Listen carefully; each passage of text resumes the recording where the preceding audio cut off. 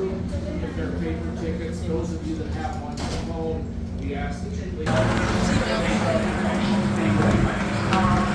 will be your driver and your tour guide for the rest of the day. It takes about an hour for the tour. What you're hearing on the track, ladies and gentlemen, the Sports Car Club of America.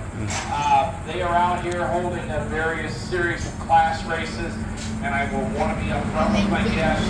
Their scheduled lunchtime normally falls during a part of this tour, so hopefully if we get going real quick, we'll be able to catch a few moments of cars on the racetracks. That happens kind of hit or miss basis, so don't know what we're going to really see. A couple items that I ask everybody is safety and convenience.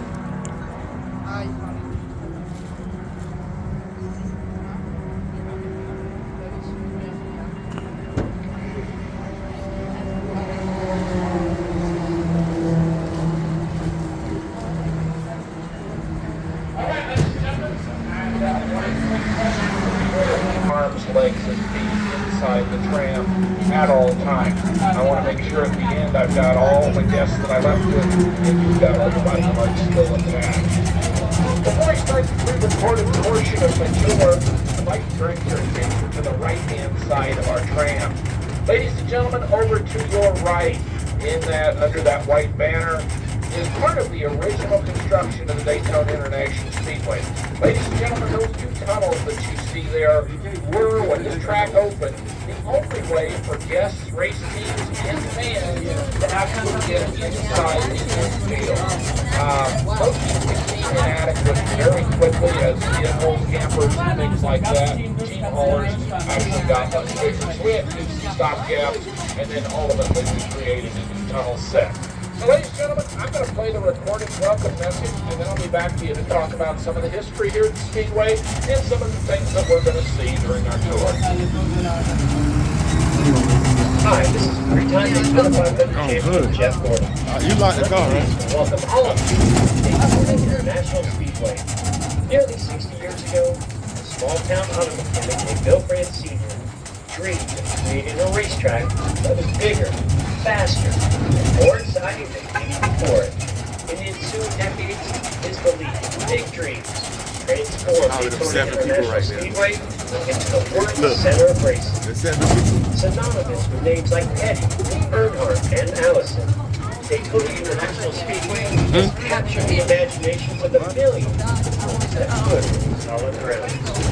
Now, Bill France's dream was taken yet another step forward, reimagination of this American icon, blending the modern amenities that today's sports fans demand, the heritage that race fans expect from Daytona.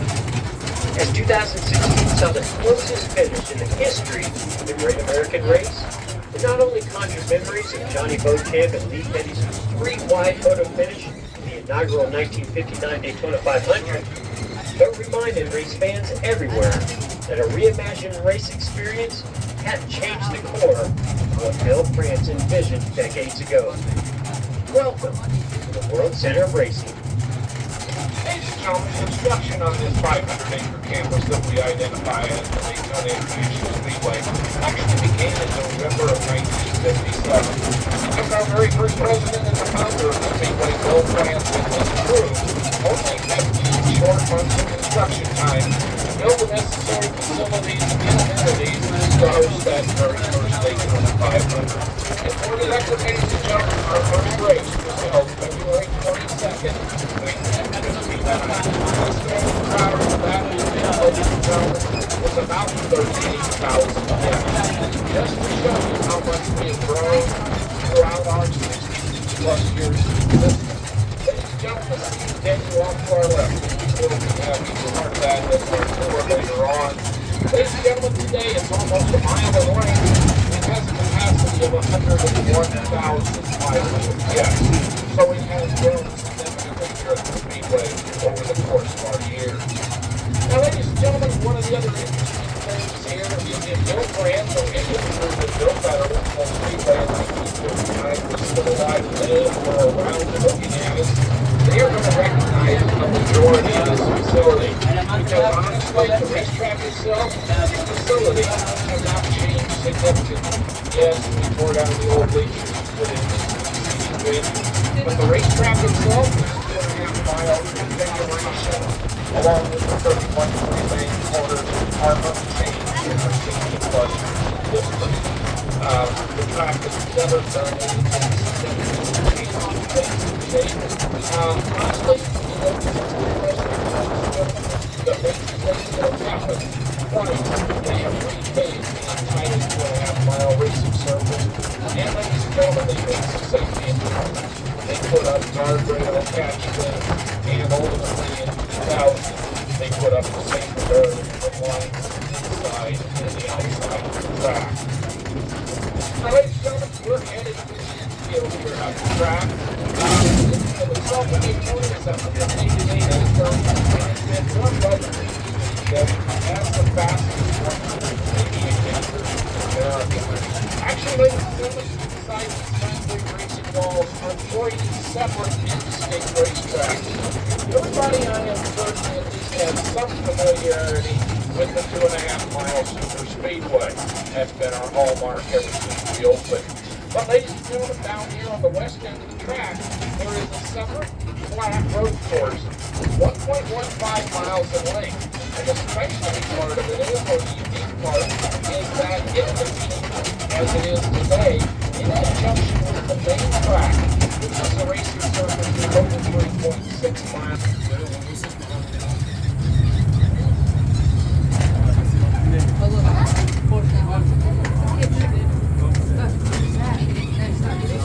All right, ladies and gentlemen, I hope everybody can hold their breath for a moment. We are going into what we call here at the Speedway the new tunnel. And I asked about the holding breath jokingly because, ladies and gentlemen, the bottom of the tunnel that we're driving on is going to be 24 foot below the racing surface itself, which actually puts us submerged if we were out in the Atlantic Ocean, because we're only 4 miles away, but it's dry for days. So let's get down. I invite you to some of the 20-year-olds that are sitting on those walls.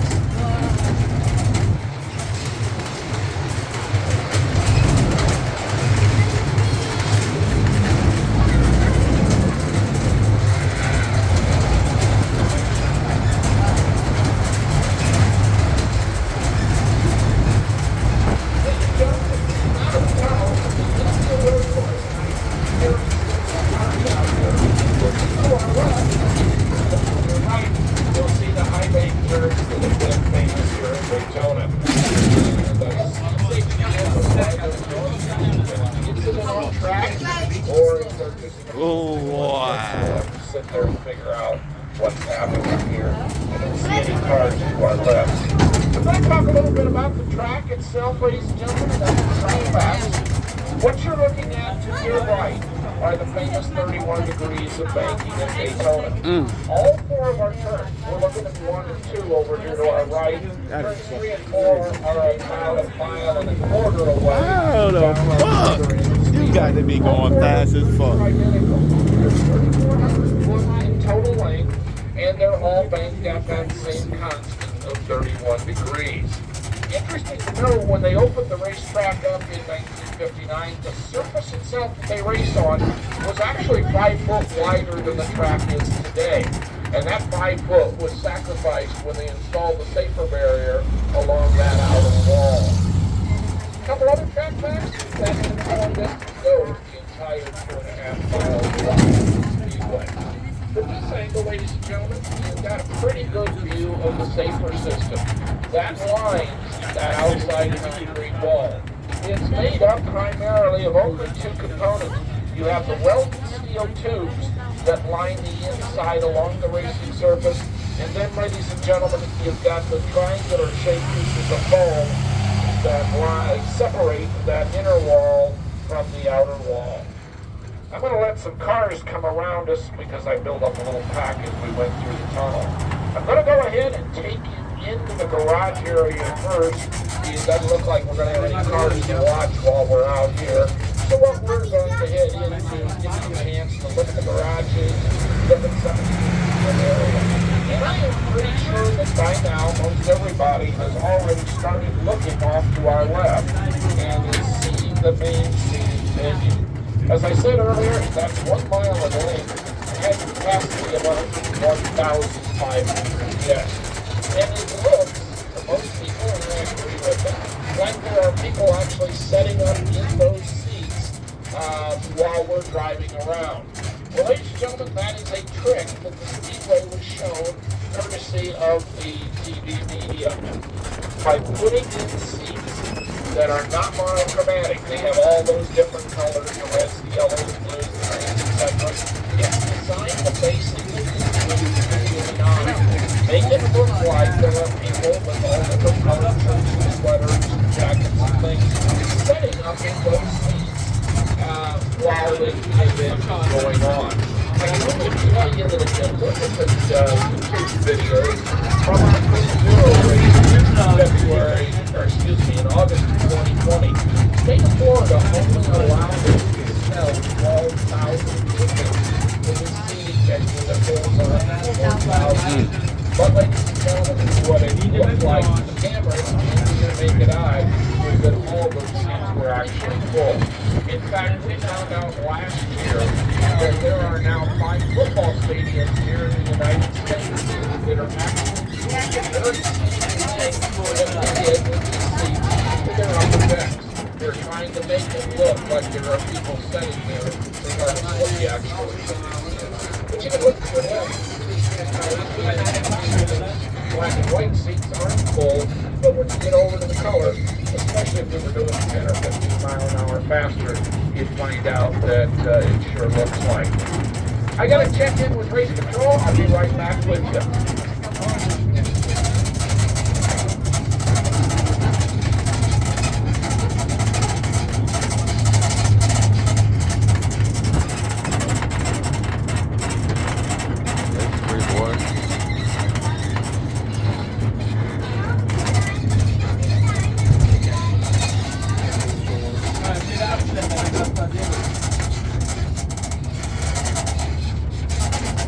Pretty active out here.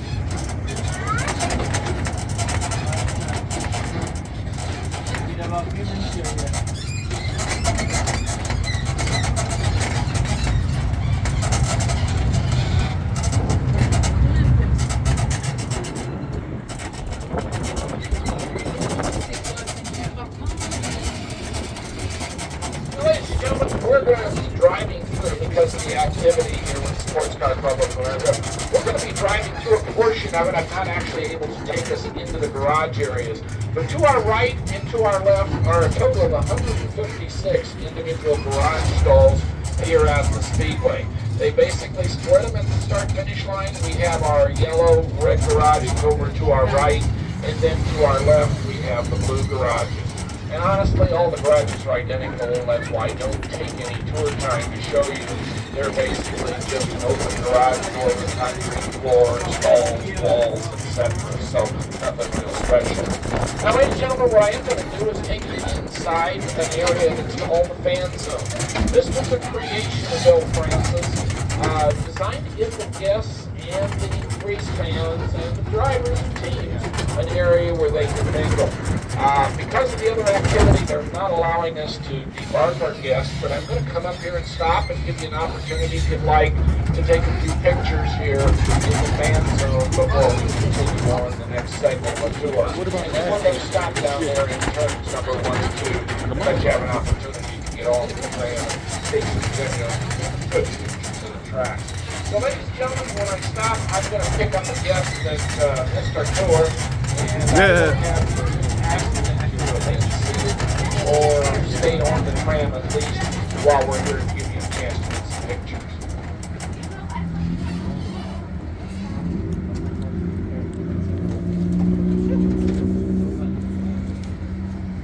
You're welcome to stand up if you'd like and take some pictures, but I do ask you to remain on the tram.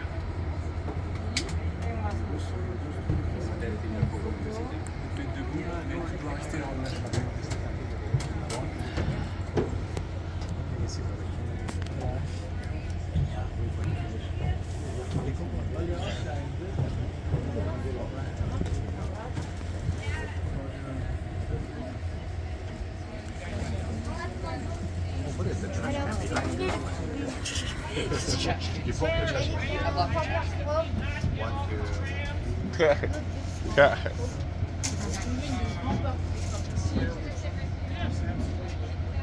Well, you can take a photo closer. Like you sit there and go up. Yeah. Take a photo closer. Now, ladies and gentlemen, Snap it. very nice picture, and if anybody is blocked by a couple of the murals, I'll try to move the tram a little bit. Over there to our immediate left, you see the actual start-finish line and the starters stand. I don't think there's anybody up there because they've obviously officially gone to lunch, but you can see where the blinking yellow light is. That's part of race control traffic patterns. The areas between us and the racetrack are the garages, the pits, etc. You can see some of the things. And a very interesting building is over here to our right, that mustard yellow building. That they call the Hallway of Horrors. That is technical inspection. Car has to pass through that building and meet not only the weight and design requirements, but all the templates have to match. And if they fail, they get one shot to fix it, or else they go to the back of the pack, pay a significant monetary fine, and have 2 people of their crew suspended. So tech inspection is really important because they don't get that little sticker, they don't get to go out on the racetrack. So it's a very little thing, but it really plays a big role. Also to my right, you see that large steel frame. Well, that, ladies and gentlemen, that is part of our Jumbotron system. We actually have 2 of those. They are a 40-foot by 80-foot flat screen TV that they put up during a race so that the guests, even if they're sitting down in the bottom row, can actually see what's going on all the way around the racetrack. So there's really not any bad seats in this place. I want to try. I want to go one time. Some people have watched races here at the Speedway on TV. Maybe somebody's actually been here for a Never race. even seen Anybody it. got any questions while we're here? I'll stand Bathroom? out here in the sun. Yes, sir. They also use that stage for question and answer session. They do some games out there. It's really very much of a very active area here at Speedway. And surprisingly, I always tell guests this fan zone is a hub for a lot of non-racing related activities. Things like the food trucks here at the Speedway. Last year's Daytona 500, I quit counting in 27 food trucks, providing our guests with all different types and styles of food for here at the event. If we come out just a little bit farther out into traffic, you look to your left, you're going to see a piece of history at the Speedway, ladies and gentlemen. You see the Infield Care Center. Over to our left, ladies and gentlemen, that care center has been here since 1959. It's a mandatory stop. The Speedway rules actually translated into the entirety of the NASCAR organization. If a driver crashes and cannot drive their car back to the garage with its own power, that means a record. Well, that's a mandatory stop at the Infield Care Center for the drivers. Also, if you're an autograph collector, the area it's entertainment, it's food and souvenirs here. Now I'm about to explain to you 2 of the most unique features here at the Daytona International Speedway. Ladies and gentlemen, to our left, right, front, and back, you see all this grass? Well, ladies and gentlemen, that's part of our camping here, our camping package here at the Speedway. Inside the racetrack, ladies and gentlemen, we have the capacity to host 1,500 individual campsites for guests. They range all the way from very primitive for your pop-up tents, your standalone tents, as well as pop-up campers, to the ones off to our immediate left that are set up for the luxury. You see that you have water, electricity, and cable TV hookups for all the vehicles here to our left. And if that's not enough campsites, and frankly, 1,500 gets sold out almost every year, they actually create a secondary campsite down behind turns 1 and 2 to hold another 1,200 guests. So our capacity here for camping is about 2,700 different sites. And then, ladies and gentlemen, probably the most unique thing that you'll experience here at the Daytona International Speedway is over to our left. That is a 29-acre man-made lake that's called Lake Lloyd. Lake Lloyd was the creation of Bill France because they got the raw materials from that lake to build his racetrack. Bill France and his crew excavated over 1 million stars in sand and gravel from Lake Lloyd and took it and used it as the foundation for these high bank turns. And yes, I see the schematics. There is steel in there is concrete, there is concrete block in there to bring that kind of thing set up. But ladies and gentlemen, that's where they got all the raw material and the material to build those high bank turns. Now, ladies and gentlemen, we're going to go over here in turn one and stop for just a moment, give you a chance to drop your leg, get off and stretch a couple minutes, take some pictures, and again, I apologize that they aren't really having any cars out here with their lunch hour just corresponding with our tour time. I'm going to ask you to please stay in this general area. Do not go out into the campground areas or past the fence or guardrail. But you're welcome to walk around out here on the pad, and I'm going to suggest that probably the best thing to do is exit on the right-hand side of our tram. That way you can take some pictures of the magnitude of the speedway while we're out here on this concrete pad. So, ladies and gentlemen, when I stop, What's wrong with the bathroom on the right there? right-hand side of our tram only, and give you just a few minutes here as a photo op. I can make that bathroom. You're welcome to go ahead and get off, please, if you don't.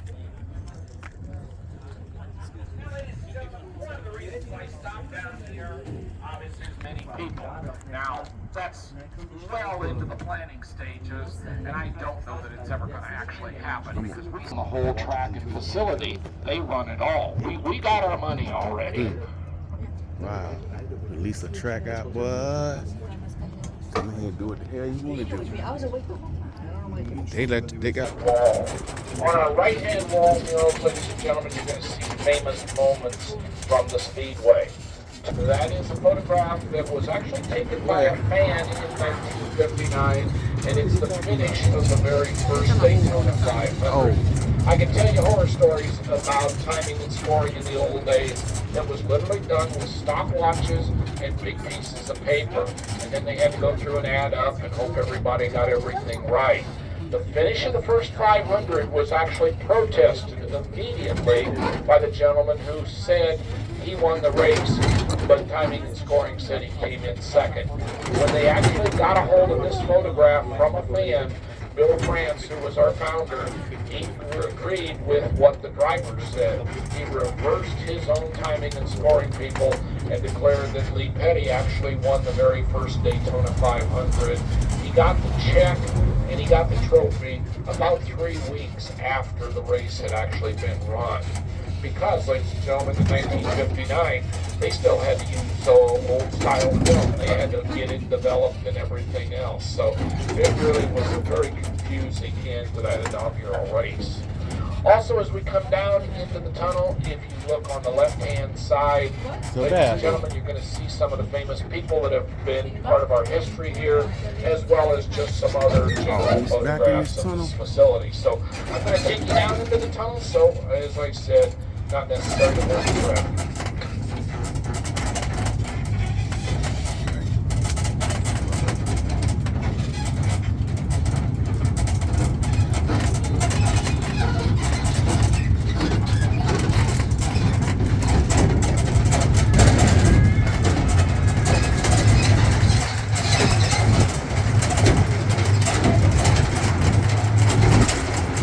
Going so fast.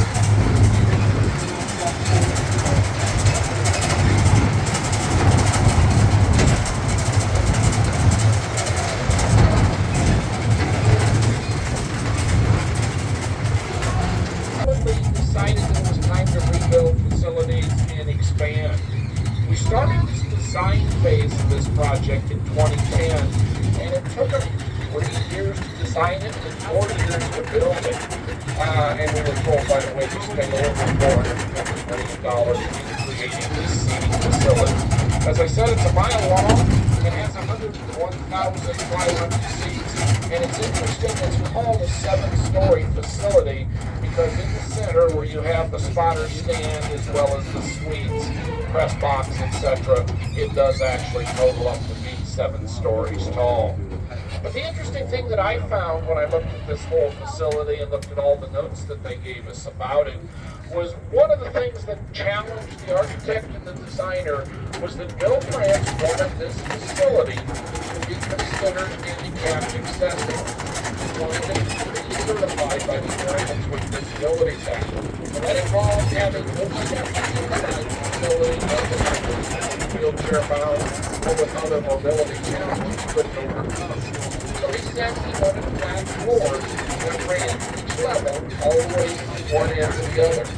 To overcome the natural curve of the earth, ladies and gentlemen, which is 7 inches every mile you travel east to west, they had to literally enlarge the beams that made the facility in height. So down here on the west end, the steel columns are 7 inches taller or longer than the same steel columns down on the east end of the facility. Some other things about it, you see that there are 5 separate distinct entrances for the guests to enter and leave the seating facility. We've got a total of 38 escalators that go to the guests between the various levels, and there are 13 elevators that help us not only move guests, but move the food and beverages that's necessary to support a big event. Now, ladies and gentlemen, we're getting ready to drive under something called the Solar Pavilion. We here at the Speedway have over 3,000 solar panels generating electricity for our facility. According to the people at Florida Power and Light, we generate enough power here on our solar farm to provide 1,000 private homes with their daily electrical needs. During the time, we sell that electricity back to the grid. Wow. You can see the Chevrolet entrance. We're coming up to install it in the center. But as we go by, I'll call your attention to the right-hand side of the tram. That, ladies and gentlemen, is the biggest sign here at the Speedway. Actually, those letters that spell out Daytona are the height of the semi-tractor trailer. It's all been little, the double one of the little unique things is the guest experience. Well, right here to your right is an extension of that actual start-finish line. So that on race day, they just painted a couple days ago, the guests can come out here and actually get their picture taken or take their own picture right there on the start-finish line.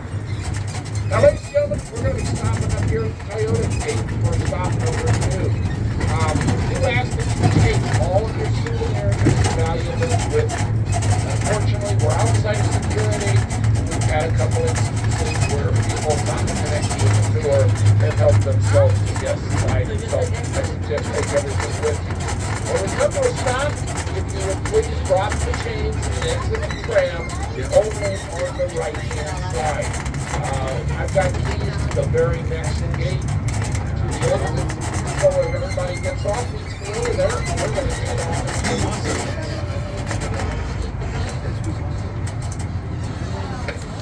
Go ahead, ladies and gentlemen, chins to the right, and I'll meet you over at the fence. Actually setting on what is 31 degrees of banking. So you can get a picture. I have to...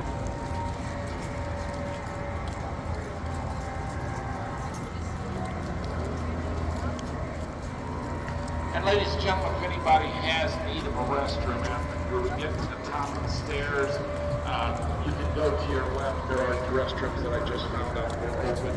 If you don't want to use the stairs, to the right of the car,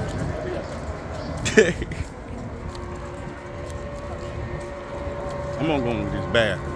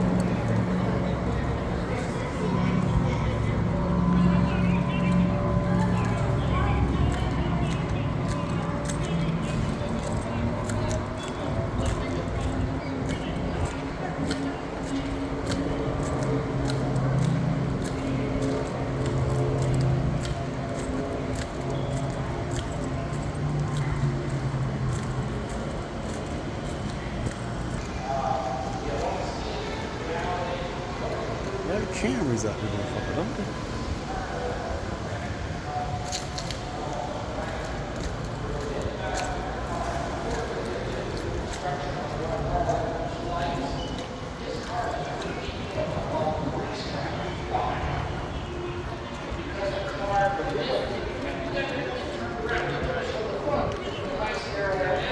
But it turned around at 200 miles an hour and all the air goes under the car and lifts. And the reason we can tell you that's not a speedway car is because the way they overcame that is they put flaps on the hood, the roof, and the trunk to let the air out from under the car so that it didn't fly. And I'm getting into aerodynamics and I don't want to go that far. But ladies and gentlemen, this car would have been a short track car. This would have been a Clarksville, Bristol, Richmond, road course car because it has none of those in-line license. Now, I know the cars have not come back out, but I seem to think they're starting to stage. I'm going to say let's go outside, take some pictures of the facility and see what's developing. I will ask you two things. One, please.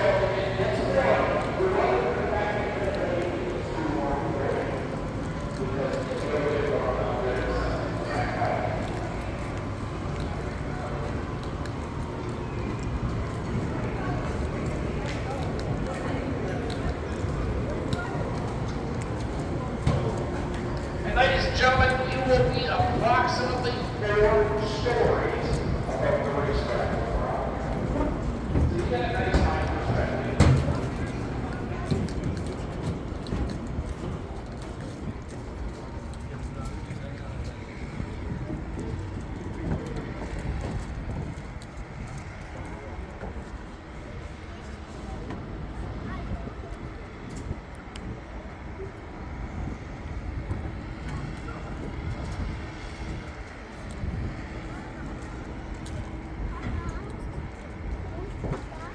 Ladies and gentlemen, from this perspective, you're getting a chance to look into the garage areas over here. You can see some of the teams have brought their mobile transporters and things like that. Trying to look and see if they've started lining up for the next race. And they haven't got much out there on the truck pad. So we'll sit and see what they're going to bring us. But ladies and gentlemen, you are actually right now in the noisiest area of the speedway, because when the cars restart every lap of race, break, or segment, they all come lined up nice and pretty 2 by 2 down here. So you got about 40 stock cars all putting their foot on the floor right here in this area. So you can't hear yourself think, I can tell you that much.